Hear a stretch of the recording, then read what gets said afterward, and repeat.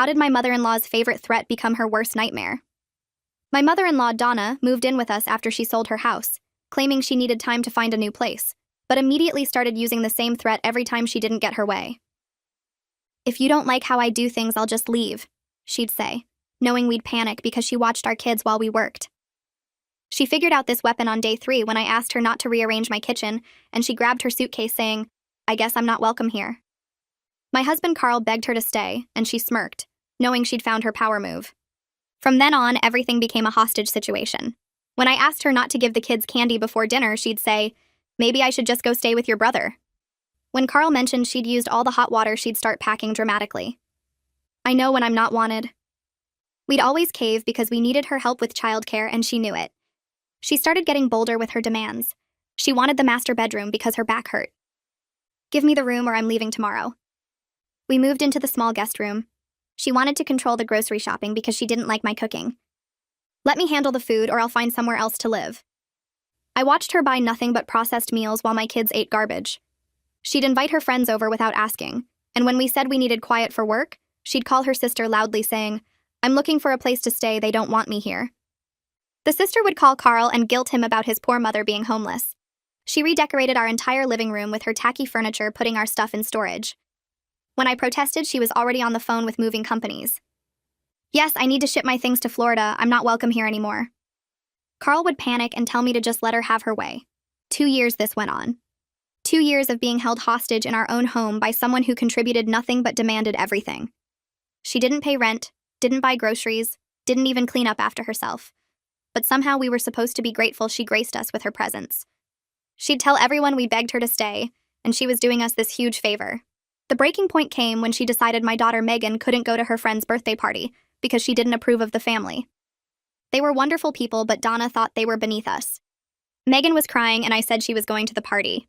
Donna stood up and announced, "That's it, I'm done being disrespected. I'm leaving first thing tomorrow morning." She expected me to panic and apologize like always. Instead, I said, "Okay, I'll help you pack." Her face went white. "What?" she said. "You're leaving tomorrow morning, right? Let's get you packed." I went to her room and started putting her clothes in suitcases. Carl came home to find me loading boxes, and Donna following me around saying she didn't mean right away. "No, you said first thing tomorrow. We should respect your decision." I called her sister Beth. "Donna's moving in with you tomorrow. She says we don't respect her, so she's leaving." Beth was confused. "She can't stay here, I don't have room." I put it on speaker so Donna could hear. "Well, she's leaving our house tomorrow morning, so someone needs to take her." Donna tried to backtrack. "I just meant I needed space." But I kept packing. I called Carl's brother. "Donna's moving out tomorrow, can she stay with you?" He laughed. "Absolutely not. She lived with us for 6 months and nearly destroyed our marriage." Donna was getting desperate. "I'll stay a little longer until I find something." I pulled out my laptop. "Here's a lovely extended stay hotel nearby. I'll book you a week." She watched me enter my credit card information and actually complete the booking. "Check-in is at noon tomorrow." I kept packing methodically. Her friends started texting her because Beth had called them trying to find Donna a place to stay. Turns out Donna had lived with 3 different friends over the past 5 years and burned every bridge with the same threatening behavior. Her friend Rose texted, "Do not bring her here." She threatened to leave my house every day for 8 months until I finally threw her out. Another friend, Joan, wrote, "She did the same thing to me. Let her leave. It's the only way." Donna sat on the bed watching her entire manipulation network crumble. She couldn't use her threat anymore because I'd called her bluff. That night, she tried everything. She cried about being an old woman with nowhere to go. She promised to be better. She accused me of elder abuse. She called Carl weak for not standing up to me. Nothing worked. I just kept packing. The next morning, I loaded her car while neighbors watched. As Donna's car pulled out of the driveway, my phone buzzed with a call from the police. They were coming to the house to take a report about elder abuse that Donna had already filed against me before she left, complete with fabricated medical documentation, and the police had already called about before she even left the house. Requested Reds is on Spotify now. Check out link in the description or comments. I stood in my kitchen trying to process that. While Donna was dramatically packing last night, she'd been secretly filing false reports against me, and the officer on the phone sounded professional but serious when she said they needed to investigate these claims immediately. I gave her our address and she said someone would arrive within the hour, and I texted Carl that he needed to come home right now because his mother had filed elder abuse charges against me. He called back within 30 seconds asking what I was talking about, and I explained that Donna had apparently planned this revenge before she drove away, complete with fake medical papers claiming I'd hurt her. Carl said he was leaving work immediately and would be there in 20 minutes, and I spent those 20 minutes gathering every piece of evidence I could find that showed the truth about Donna's time in our house. I pulled up the hotel booking confirmation on my laptop, found the texts from Rose and her other friends warning about her manipulation, took photos of the empty master bedroom that she'd demanded from us, and made a list of every time she'd threatened to leave over the past 2 years. Officer Medina arrived exactly when she said she would, a woman in her 40s with kind eyes but a notebook ready to document everything, and I invited her inside immediately because I had nothing to hide. She asked if I was comfortable talking, and I said yes, explaining that my mother-in-law had just moved out this morning after living with us for 2 years. And she was apparently retaliating because I'd finally called her bluff when she threatened to leave. I showed Officer Medina the hotel confirmation with today's date and checkout time at noon, and she wrote that down carefully before asking about the medical documentation Donna had submitted. I had no idea what medical documents Donna could have fabricated since she was perfectly healthy, and had never needed my help with medications or physical care. But Officer Medina explained that the complaint claimed I'd been withholding Donna's heart medication and forcing her to do heavy cleaning that aggravated her back condition. I actually laughed because Donna hadn't cleaned a single thing in 2 years, and I'd never even seen her take heart medication. And Officer Medina's expression shifted slightly, like she was starting to see the real picture here. Carl arrived while we were talking, and I could see the panic on his face when he saw the police car in our driveway. But Officer Medina was calm and professional as she explained she needed to ask us both some questions separately. She interviewed Carl in the kitchen while I waited in the living room, and I could hear his voice getting louder as he explained his mother's pattern of threats and manipulation. When Officer Medina came back to talk to me, she asked very specific questions about whether I'd ever prevented Donna from leaving the house or taking her medications. And I answered honestly that Donna came and went as she pleased, and I'd actually begged her to stay multiple times when she threatened to leave. I showed her the text between me and Beth where I'd tried to find Donna somewhere to go, and the messages from Carl's brother saying he absolutely wouldn't take her in after she'd nearly destroyed his marriage. Officer Medina asked to see where Donna had been sleeping, and I took her to the master bedroom, explaining that Donna had demanded this room, and we'd moved into the small guest room to accommodate her. She looked at the empty room with Donna's furniture gone and our stuff still in boxes in the hallway, and she made notes about how this didn't match a situation where someone was abused or controlled. Carl finished his interview and came to find me, and I could see he was shaking with anger that his mother would actually try to get me arrested. Officer Medina said she'd seen enough to know this didn't look like an elder abuse situation, but Adult Protective Services would still need to investigate since a formal complaint had been filed. She gave me a card with a case number and said someone from APS would contact me within a few days, and she also noted that filing a false police report was itself a crime if that's what this turned out to be. After she left, Carl and I just sat on the couch in silence for a while, both of us trying to process that his mother had actually done this. Carl kept saying he couldn't believe she'd go this far, but I reminded him that she'd shown us exactly who she was for 2 years, and we just hadn't wanted to see it. That night I couldn't sleep because I kept thinking about what other lies Donna might have included in her complaint, and I decided I needed to talk to a lawyer before APS showed up. My friend had used a family lawyer named Eric for her divorce and said he was excellent, so I called his office first thing the next morning and explained the situation. The receptionist said Eric had an opening that afternoon if I could come in, and I took it immediately because I needed to understand what I was facing legally. Carl took off work to come with me, and we sat in Eric's office while I laid out everything that had happened over the past 2 years. Eric listened carefully and took notes, asking specific questions about the timeline and whether we had any documentation of Donna's threats and behavior. I showed him everything I'd gathered, including the texts, the hotel booking, and the statements from Donna's friends about her manipulation patterns.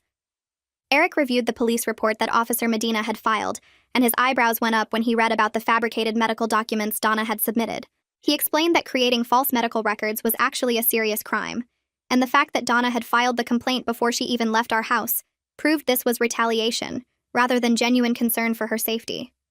I felt some relief hearing that, but Eric warned me that APS investigations could be invasive and stressful, even when the claims were false, and I should prepare for them to interview neighbors and possibly even talk to my kids. He asked if I'd considered getting a restraining order, and I admitted I hadn't thought that far ahead. But Eric said given Donna's pattern of harassment and now false accusations, it might be necessary to protect our family. The idea of legally banning Carl's mother from our home felt extreme and terrifying, but Eric walked us through what that would involve and why it might be the right choice. Carl surprised me by agreeing immediately, saying his mother had crossed a line he never thought she'd cross, and he didn't trust what she might do next. We left Eric's office with a plan to file for the restraining order as soon as the APS investigation closed, and I felt like we were finally taking control instead of just reacting to Donna's manipulation.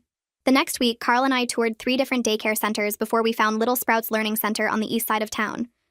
The director showed us around, and I watched how the teachers interacted with the kids, looking for any sign of the manipulation tactics Donna had used.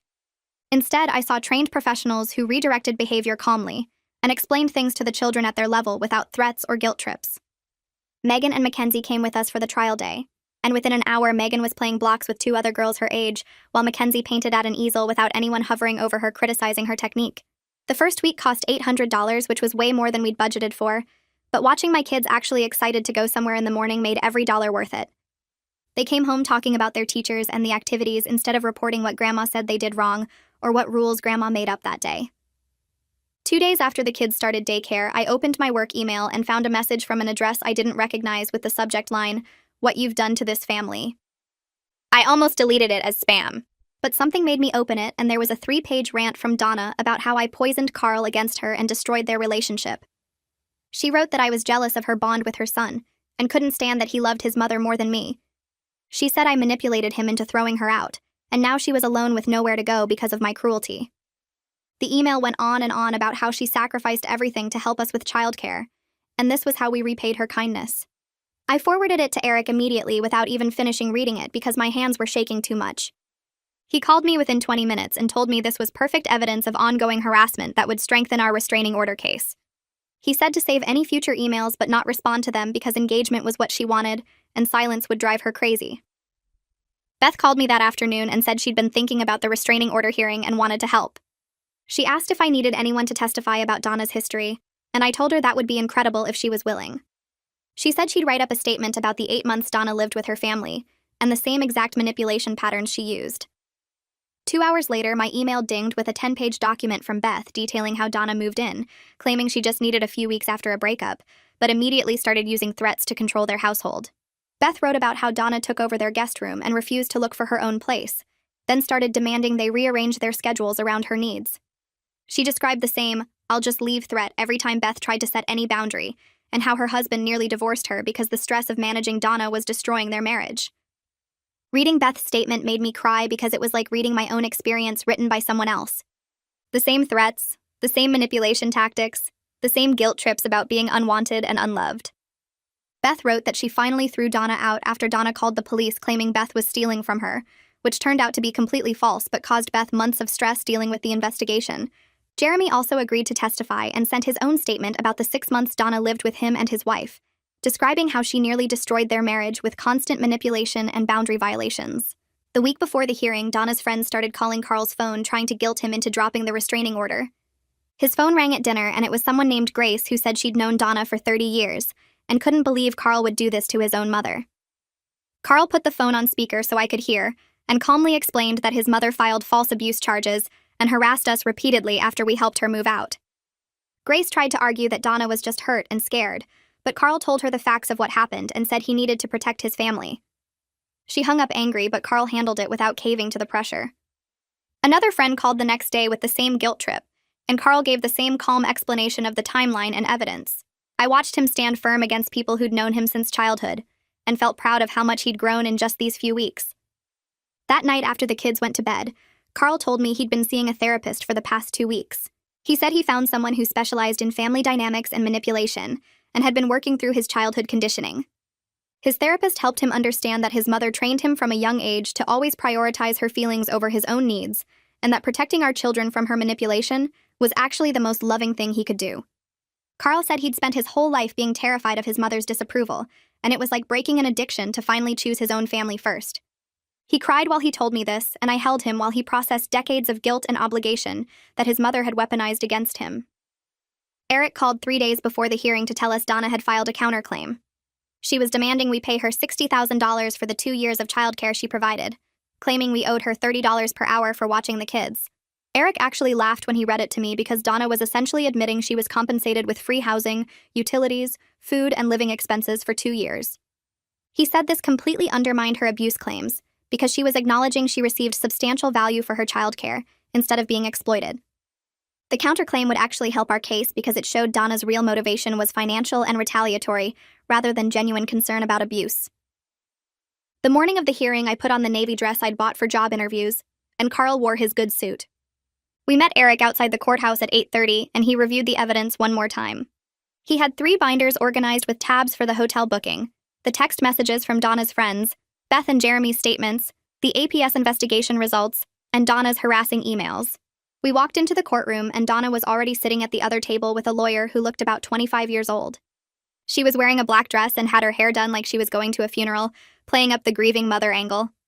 Her lawyer kept glancing at our evidence binders, and I could see him getting nervous as Eric laid out document after document.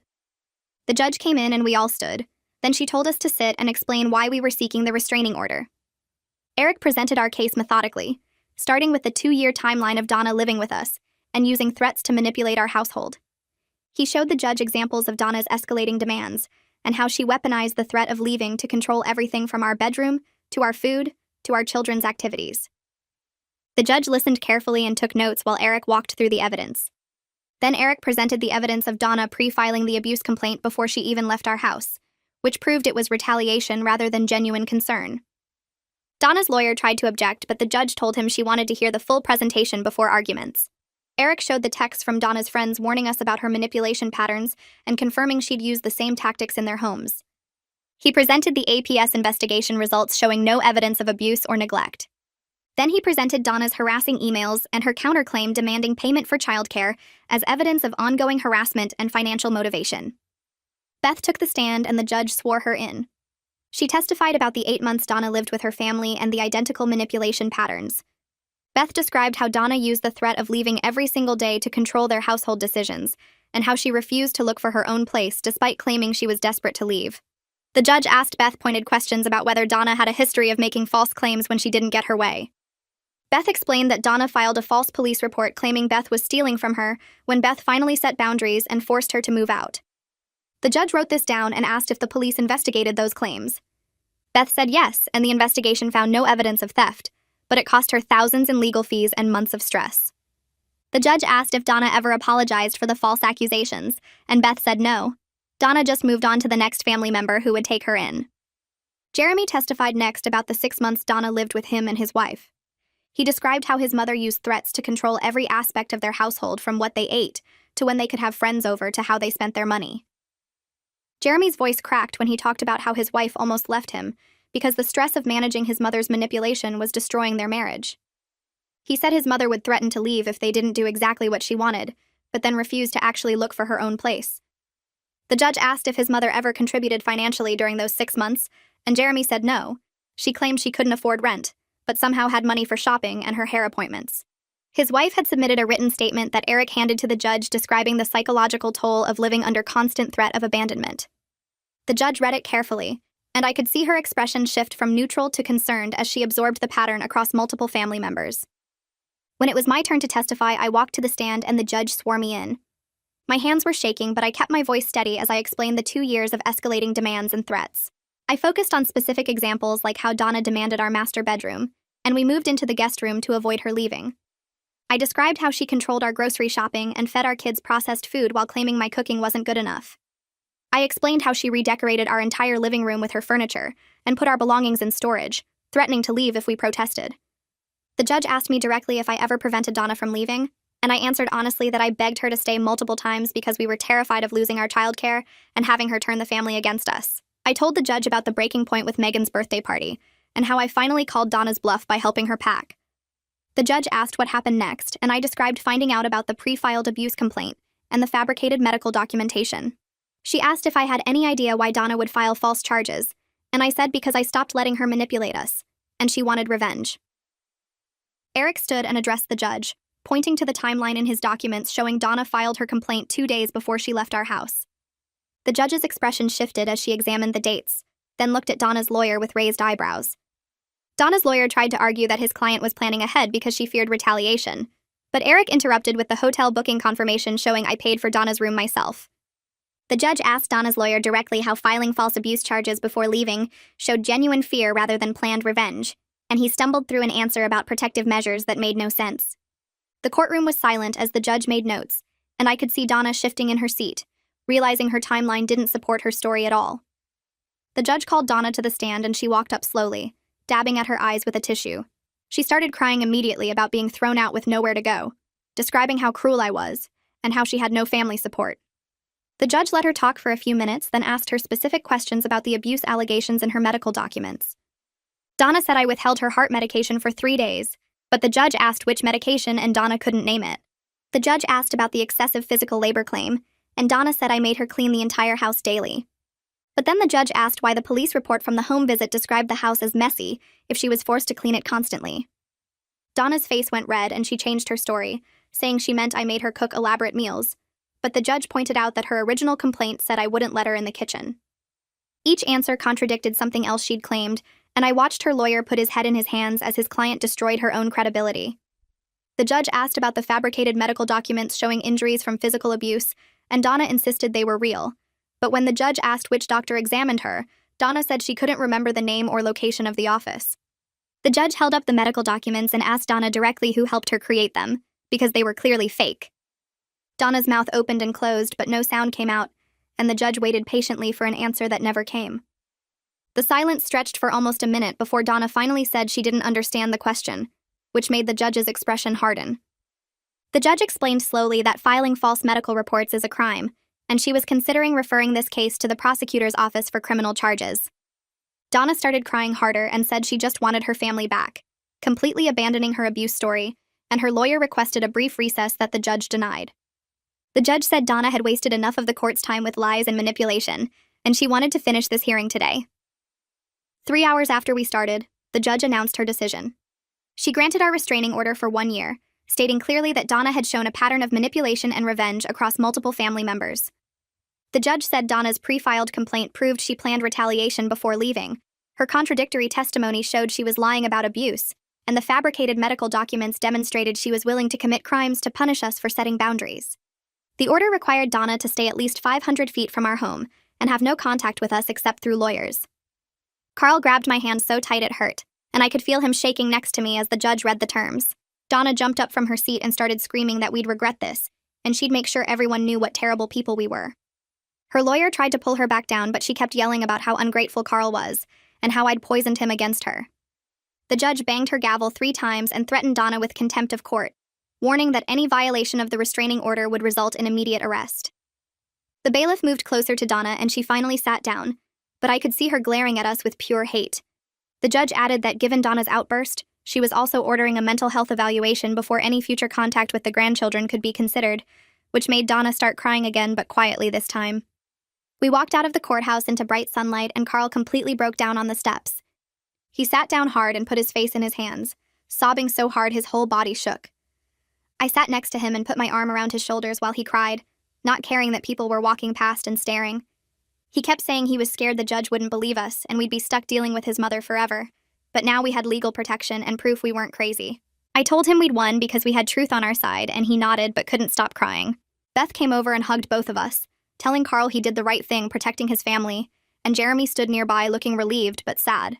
We sat there for 20 minutes while Carl processed everything, and I realized this was the first time in 2 years he'd felt safe enough to actually feel his emotions, instead of managing his mother's threats. That night, we tackled the master bedroom, moving our furniture back from storage piece by piece. Carl carried the dresser while I directed where it should go, and we both felt lighter with each item we returned to its proper place. Donna's tacky decorations went into boxes for donation, her frilly curtains came down, and our simple blinds went back up, and we stripped her floral bedding and put on our own sheets. The room smelled like her perfume, so I opened all the windows and lit candles, trying to erase 2 years of feeling like guests in our own bedroom. We found things she'd hidden in drawers, personal items she'd stashed in our closet, and Carl threw them all in a garbage bag without looking through them. By midnight, the room was ours again, and we climbed into our own bed in our own room for the first time since Donna moved in. Carl fell asleep within minutes, his breathing deep and steady in a way I hadn't heard in months, and I lay there feeling the weight of constant stress finally lifting from my chest. A week later, my phone rang while I was at work, and it was Mackenzie's school saying Donna had shown up trying to pick her up. My heart stopped, and I told them to keep Mackenzie inside and call the police immediately. Then I called Carl and Eric while running to my car. The school principal stayed on the phone with me while I drove, explaining that Donna had come to the office claiming there was a family emergency, and she needed to take Mackenzie home. The secretary asked for identification, and Donna got angry, demanding to see her grandchild, and that's when the principal checked our emergency contacts and saw the note about the restraining order. They kept Donna in the office while security watched Mackenzie's classroom, and I could hear Donna yelling in the background about her rights as a grandmother. I got to the school at the same time as the police, and Officer Medina was there again, which felt like some kind of cosmic joke. She arrested Donna for violating a court order while Donna screamed that she just wanted to see her grandchild, and we were keeping her away unfairly. They put handcuffs on her and walked her to the police car, and I watched from the school entrance as my mother-in-law spent her first night in jail. Eric filed a motion the next morning to extend the restraining order to 2 years based on the violation.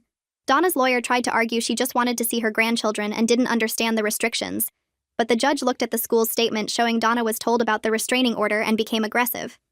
The judge pointed out that Donna was forbidden from all contact and chose to violate the order within 1 week, showing she had no respect for court authority or boundaries. The extension was granted immediately, and Eric said if Donna violated again, she'd face criminal charges beyond just contempt. Carl's extended family started calling within days, and the reaction split right down the middle. His aunt said we were too harsh, and Donna was just a lonely old woman who made mistakes, and I heard Carl tell her that lonely people don't file false police reports and show up at schools. His cousin shared her own story about Donna living with her family for 4 months and using the same threat patterns until they couldn't take it anymore. Carl's uncle said he wished he'd been brave enough to get a restraining order years ago when Donna lived with him and made his life miserable. We got texts and calls for weeks, some supportive and some critical, and Carl made a decision I was proud of. He told his aunt and uncle who defended Donna that we needed space from people who enabled her behavior, and we'd focus on relationships with family members who supported healthy boundaries. It cost him some relationships but gained him peace, and I watched him become stronger with each conversation where he chose our family over his mother's manipulation. I found Megan sitting on her bed that evening, holding a photo of her and Donna from 2 years ago, when things were still mostly okay. She looked up at me with those big eyes and asked if she'd ever see Grandma again. Carl sat down next to her and I took her other side and we told her the truth in words a kid could understand. Grandma made choices that weren't safe for our family. She used threats to get her way instead of talking about problems like grown-ups should. We explained that maybe someday when Grandma learns to respect boundaries and treat people kindly, but right now we need to protect our family from that behavior. Megan nodded slowly and asked if it was because Grandma kept saying she'd leave all the time. Carl looked surprised that she'd noticed, and I realized our kids had been watching this whole mess unfold, even when we thought we were hiding it. Megan said it made her feel scared when Grandma would start packing her bags over little things, like she was always about to disappear. We hugged her and promised that our family was stable now, that nobody was threatening to leave anymore. She seemed to understand in that way kids do when they've been living with tension for so long that relief feels obvious. Mackenzie wandered in and asked what we were talking about, and Megan explained it to her little sister in her own words. Grandma needed to learn to be nicer before she could visit again. Mackenzie just shrugged and said she liked it better now anyway because the house felt calmer, which broke my heart and validated our decision at the same time. 3 months after the restraining order, Eric called to say Donna's lawyer had sent a letter requesting supervised visitation with the grandchildren. He read it to me over the phone and it was full of language about grandparents' rights and family relationships, but Eric said we were under no legal obligation to agree to anything. Carl and I talked about it that night after the kids went to bed. Part of him wanted to give his mother a chance because guilt is a powerful thing, but I reminded him about Megan's question and Mackenzie's relief. We weren't ready to expose our kids to Donna's manipulation again, supervised or not. The restraining order existed for a reason, and just because Donna was using her lawyer instead of showing up at schools didn't mean she'd changed. Carl agreed, and we told Eric to respond that we weren't interested in visitation at this time. Eric said he'd handle it professionally, and that was that. Eric helped us draft a response through his office that laid out exactly what we needed from Donna before we'd even consider letting her near our children again. She needed to complete therapy with a licensed professional who specialized in family dynamics and manipulation patterns. She needed to demonstrate genuine behavior change over a sustained period, not just promises and tears. She needed to respect our parenting decisions without threatening to leave or trying to undermine us. And none of this would happen before the restraining order expired naturally. We weren't going to reward her lawyer's letter by giving in early. Eric sent the response and we waited. 2 weeks later, he forwarded us Donna's lawyer's reply. She refused therapy because she didn't do anything wrong. She said our conditions were insulting, and she was the victim in all of this.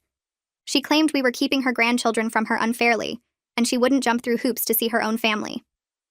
Eric said the response proved exactly why we made the right choice. Someone who refuses to acknowledge their behavior and get help isn't ready to be around kids who need healthy relationship models.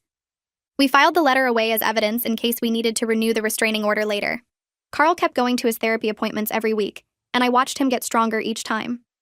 His therapist was helping him work through the guilt conditioning his mother had installed since childhood, teaching him that protecting his children wasn't betraying his mother. One afternoon, his aunt called and started in with the usual guilt trip about how Donna was his mother and family should forgive.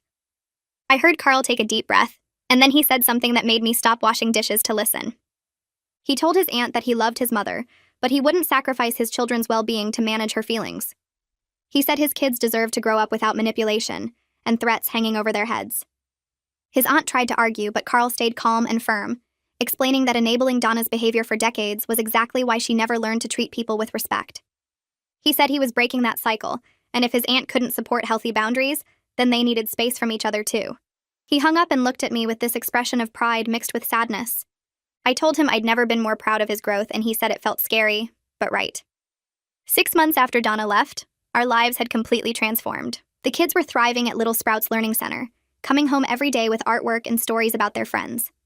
Our finances had adjusted to the childcare costs after some tight months, and we'd cut back on eating out and unnecessary expenses. But the trade-off was worth every penny because our home felt peaceful in a way it hadn't in 2 years. We could make decisions about dinner or bedtime or weekend plans without calculating whether it would trigger Donna's threats. We reclaimed our master bedroom fully, painting over the marks from where Donna had hung her pictures, and replacing the curtains she'd chosen with ones we actually liked. The living room had our furniture again, arranged the way we wanted it. The kitchen stayed organized how I preferred without someone rearranging it as a power move. Megan was doing better in the school now that she wasn't stressed about Grandma's drama at home. Mackenzie had started sleeping through the night again. Carl and I were actually talking and laughing instead of walking on eggshells. The constant threat of Donna's manipulation wasn't hanging over every single decision we made anymore. Beth and I had started talking on the phone regularly, bonding over our shared experiences with Donna in ways that felt healing for both of us. She told me about the 8 months Donna lived with her family and used the exact same threat patterns, how it nearly destroyed her marriage and made her kids anxious. She said she wished she'd been brave enough to get a restraining order years ago instead of just throwing Donna out and dealing with 2 years of guilt trips afterward. I told her that watching her set boundaries with Donna during that phone call when I was packing gave me the courage to do the same. Beth had refused to take Donna in, and that validation from family meant everything in that moment. We compared notes on Donna's manipulation tactics like survivors of the same disaster, and it felt good to be understood by someone who'd lived through it. Beth sent me articles about narcissistic family dynamics, and we'd discuss them like we were studying for a test we'd already passed. She became a real friend instead of just Carl's aunt, and that was an unexpected gift from this whole mess. Beth called me one morning about 2 months later with news that didn't surprise either of us. Donna had moved to Florida to live near her friend Rose, the same Rose who'd texted warnings about Donna's behavior when I was packing her up. Beth said Rose had called her saying Donna was already using the same threat tactics. Apparently, Donna had been staying with Rose for 6 weeks and had already threatened to leave 3 times when Rose didn't do exactly what she wanted. Rose was at her breaking point and didn't know what to do. Beth warned Rose about the pattern based on everything we'd documented, explaining how Donna would escalate until Rose either gave in completely or threw her out. Beth offered to share our legal documents if Rose needed to protect herself, paying forward the support we'd received from Beth's honesty. Rose thanked her and said she'd already started looking into how to legally evict someone in Florida. I felt bad for Rose, but also validated that this wasn't personal to us. Donna did this to everyone. It was her pattern, her choice, her refusal to change. And now she was burning bridges in a whole new state. The restraining order came up for review at the 1-year mark, and we had to appear before the judge to decide whether to extend it or let it expire. Carl and I discussed it carefully over several nights, weighing the pros and cons. Part of us wanted to keep the protection in place because Donna had already violated it once. But another part of us felt like we'd made our point, and Donna had stayed away except through her lawyer. We decided to let it expire, but made clear to the judge that we'd immediately refile if Donna contacted us inappropriately or showed up uninvited anywhere. The judge noted our position in the record and said the order would expire as scheduled, but our documentation would remain on file for quick action if needed. We were giving Donna one chance to respect our boundaries voluntarily, instead of because a court forced her to. Eric thought it was risky but understood our reasoning. We wanted to see if Donna could control herself without legal consequences hanging over her head. 2 weeks after the restraining order expired, Eric forwarded us an email from Donna's lawyer. She wanted to rebuild the relationship and was asking what steps we needed from her. The email was brief and formal, but it was the first communication that didn't include threats or guilt trips. Eric helped us draft a response that outlined our expectations clearly. Donna needed to complete at least 6 months of therapy with a licensed family therapist and provide documentation of attendance and progress. She needed to respect our parenting decisions without criticism or attempts to undermine us. She needed to never use threats of leaving or abandonment as manipulation tactics. She needed to acknowledge the harm her behavior caused instead of playing the victim. And she needed to demonstrate these changes consistently over time, not just promise them in a letter. We sent the response and waited to see if she was serious about change or if this was just another manipulation attempt. Donna's response came back within 3 days, and it was exactly what we expected, but still disappointing. Her lawyer wrote that our conditions were unreasonable and insulting.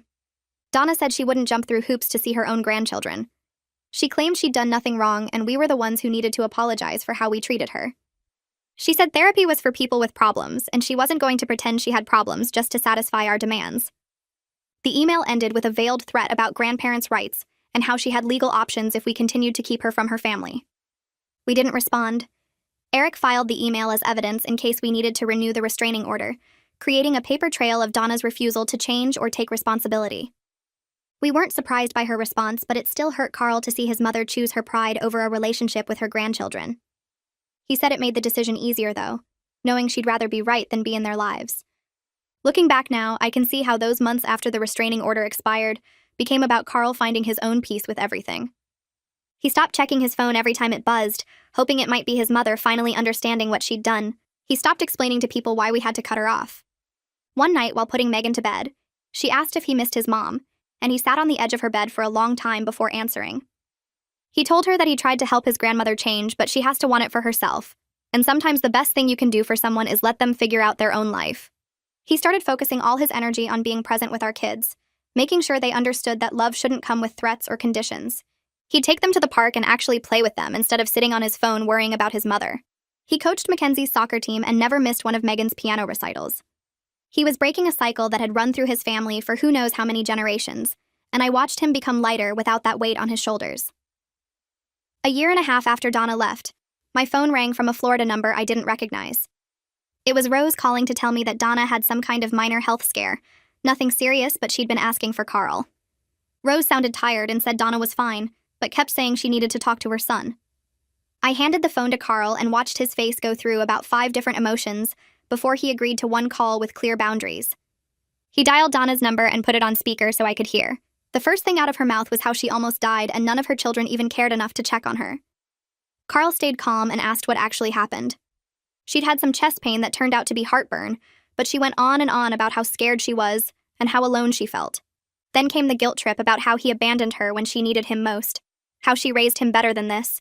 How could he leave his own mother to suffer by herself? Carl listened for maybe 3 minutes before he said he was glad she was okay, but he had to go.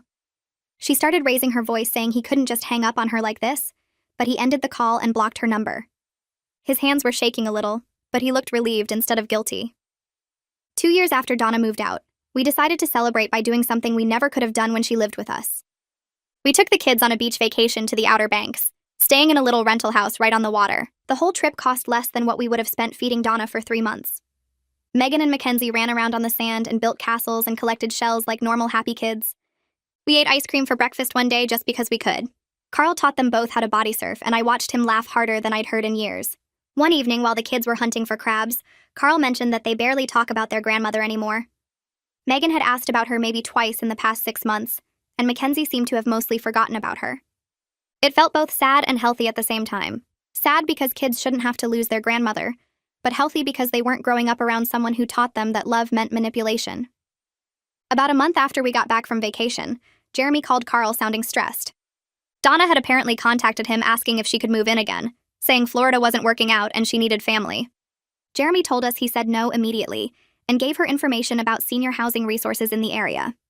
He said he was done enabling her pattern and she needed to figure out how to live on her own without using threats to control people.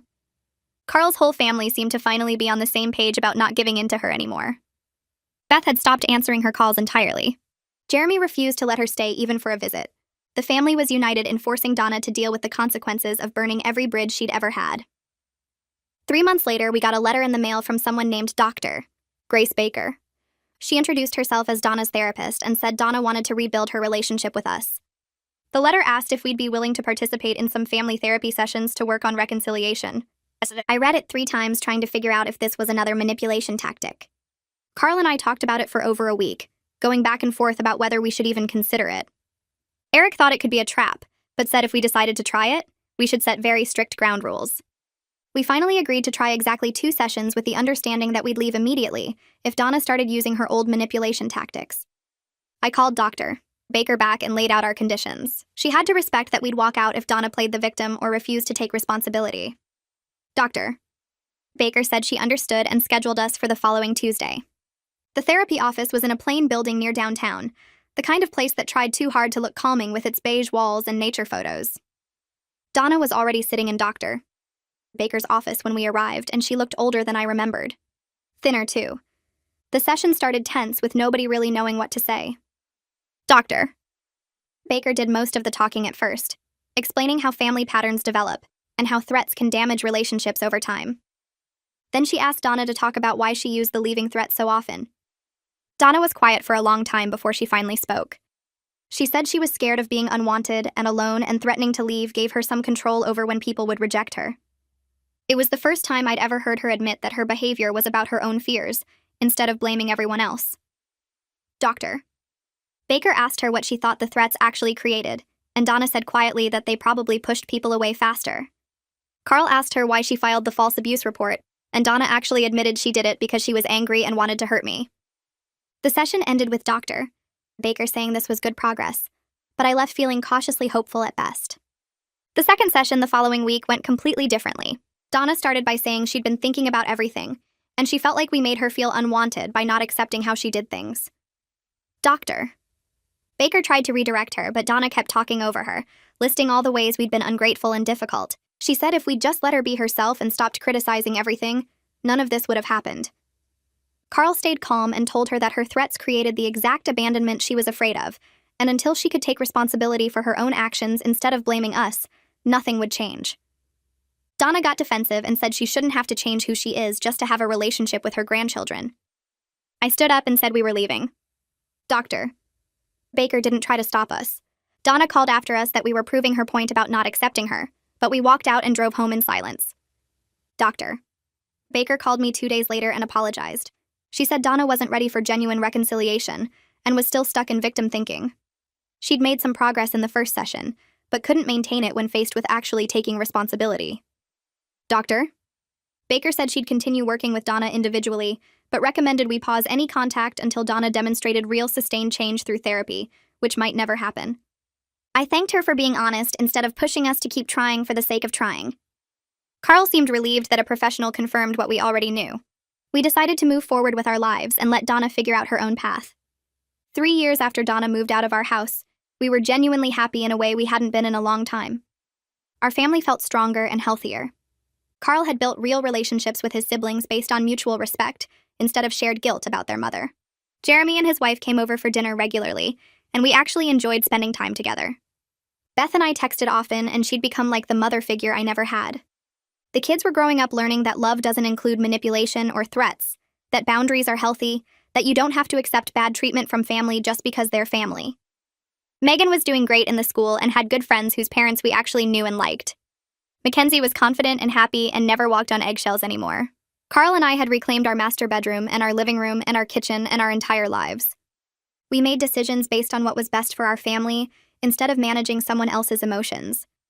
The peace in our home was real and solid and worth every hard conversation and legal battle it took to get here. Right before Christmas that year, a card arrived in the mail with no return address.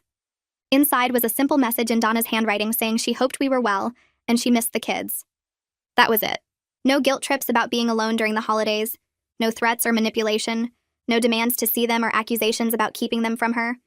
Just a brief statement that felt almost like a real attempt at respecting boundaries. We didn't respond to the card, but I kept it in a drawer. Carl said maybe it meant she was starting to understand what we'd been trying to tell her all along. Maybe the therapy was actually helping. Or maybe she'd just run out of people to manipulate and was trying a different approach. Either way, we weren't ready to let her back in, but the card felt like the smallest possible sign that change might be happening somewhere in her, even if we'd never see the results. I started cooking Sunday dinners again, real meals with vegetables and protein instead of the processed garbage Donna used to buy. Megan helped me chop carrots while Mackenzie set the table with our good dishes, the ones we'd kept in storage for 2 years because Donna didn't like them. We established movie nights every Friday where the kids picked the film and we made popcorn on the stove, something Donna never allowed because she thought microwave popcorn was easier. The master bedroom became our space again, and I hung photos of our family on the walls instead of Donna's weird paintings of beaches she'd never visited. Carl built shelves in the living room for our books, replacing the dusty figurines Donna had displayed everywhere. The kitchen drawer organizers went back to my system, and I could find the potato peeler without searching through Donna's chaotic arrangement. We started having friends over for dinner parties, something we'd stopped doing because Donna would monopolize conversations and make people uncomfortable. Our house felt alive again instead of like a museum dedicated to keeping one person happy. The kids invited friends over after school and played in the living room without worrying about breaking Donna's rules about noise or mess. We planted a garden in the backyard, something Donna had refused to allow because she thought it looked trashy. Megan grew tomatoes and Mackenzie planted sunflowers, and they checked on them every morning before school. Carl sat with me on the porch one evening while the kids played in the yard, watching the sunset without anyone threatening to ruin the moment. He told me that standing up to his mother was harder than anything he'd faced in his life, scarier than changing careers or becoming a parent. But he said it saved our marriage because I was ready to leave if things didn't change, and he knew it even though I never said it out loud. He was proud that he broke the cycle his family had run on for generations, where everyone enabled Donna's behavior because confronting her seemed impossible. His brother called him last week to say thank you for showing him it was possible to set boundaries, that Jeremy felt free for the first time in his adult life. Carl's voice shook when he said he wished he'd done it sooner, before we lost 2 years of our lives to managing his mother's threats. But he was grateful we did it before our kids grew up thinking manipulation was normal, before Megan and Mackenzie learned that love meant walking on eggshells and sacrificing your own needs to keep someone else from leaving. Looking back at that morning when I helped Donna pack, I remembered how my hands shook while I folded her clothes. I was terrified she'd actually leave and we'd have no childcare, terrified Carl would resent me forever, terrified I was making a huge mistake. But I was more terrified of living another day in that hostage situation, watching my kids learn that threats were an acceptable way to get what you want. Her threat to leave only worked because we gave it power, because we acted like her leaving would destroy us instead of free us. The moment I said okay and started packing, her weapon disappeared and she had nothing left. She tried every manipulation tactic she knew that night, but none of them worked once we accepted that her leaving was actually the best outcome. Taking back control meant accepting the thing she'd been threatening us with for 2 years, and once we did that, we took back our entire lives. We make decisions now based on what's best for Megan and Mackenzie, not on managing someone else's emotions or avoiding threats. The kids are genuinely happy, laughing more and bringing home better grades because they're not stressed all the time. Carl and I talk through disagreements instead of avoiding them to prevent Donna from using them against us. We learned that protecting your peace sometimes means letting toxic people follow through on their threats, that calling a bluff is terrifying but necessary, and that the life you get back is worth every hard conversation and scary moment it takes to reclaim it.